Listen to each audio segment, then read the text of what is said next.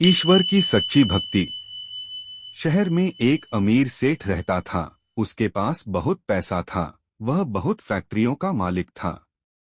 एक शाम अचानक उसे बहुत बेचैनी होने लगी। डॉक्टर को बुलाया गया, सारी जांच करवा ली गई, पर कुछ भी नहीं निकला।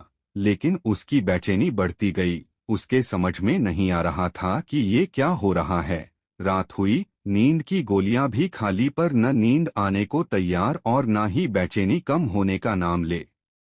वो रात को उठकर 3 बजे घर के बगीचे में घूमने लगा। घूमते घूमते उसे लगा कि बाहर थोड़ा सा सुकून है, तो वह बाहर सड़क पर पैदल निकल पड़ा। चलते चलते हजारों विचार मन में चल रहे थे। अब वो घर से बहुत दूर निकल आया था और थकान की वजह से वो एक चबूतरे पर बैठ गया। उसे थोड़ी शांति मिली तो वह आराम से बैठ गया। इतने में एक कुत्ता वहां आया और उसकी चप्पल उठाकर ले गया। सेठ ने देखा तो वह दूसरी चप्पल उठाकर उस कुत्ते के पीछे भागा।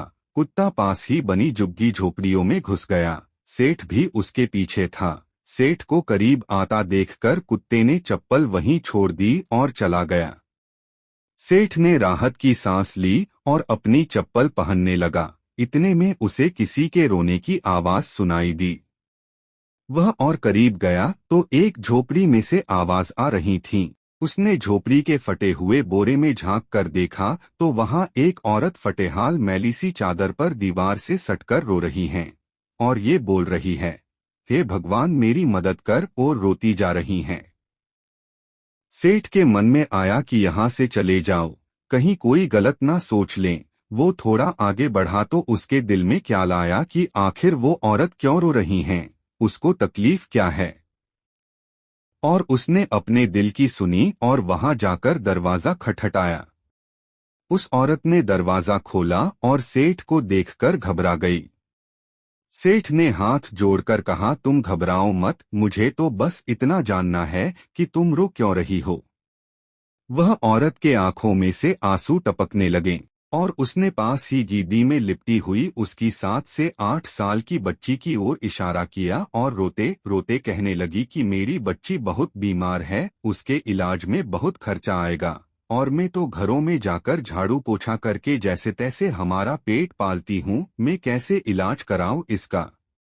सेठ ने कहा, तो किसी से मांग लो। इस पर औरत बोली, मैंने सबसे मांग कर देख लिया, खर्चा बहुत है, कोई भी देने को तैयार नहीं। सेठ ने कहा, तो ऐसे रात को रोने से मिल जाएगा क्या। औरत ने कहा, कल एक संत यहाँ से गुजर रहे थे तो मैंने उनको मेरी समस्या बताई तो उन्होंने कहा, बेटा तुम सुबह 4 बजे उठकर अपने ईश्वर से मांगो, बोरी बिछाकर बैठ जाओ और रो रो कर गिड़गिड़ा के उससे मदद मांगो, वो सबकी सुनता है तो तुम्हारी भी सुनेगा। मेरे पास इसके अलावा कोई चारा नहीं था, इसलिए मैं उससे मांग रही थी और वो बहुत जोर से रोने लगी। ये सब सुनकर सेठ का दिल पिघल गया और उसने तुरंत फोन लगाकर एम्बुलेंस बुलवाई और उस लड़की को एडमिट करवा दिया। डॉक्टर ने 1.5 लाख का खर्चा बताया तो सेठ ने उसकी जवाबदारी अपने ऊपर ले ली और उसका इलाज कराया। उस औरत को अपने यहाँ नौकरी देकर अपने बंगले के सर्वेंट क्वार्टर में जगह दी और उस लड़की की पढ़ाई का जिम्मा भी ले लिया। वो सेठ कर्म प्रधान तो था पर नास्तिक था। अब उसके मन में सैकड़ों सवाल चल रहे थे, क्योंकि उसकी बेचैनी तो उस वक्त ही खत्म हो गई थी जब उसने एम्बुलेंस को बुलवाया था। वह यह सोच रहा था कि आखिर कौन सी ताकत है जो मुझे वहां तक खींच ले गई। क्या यही ईश्वर है?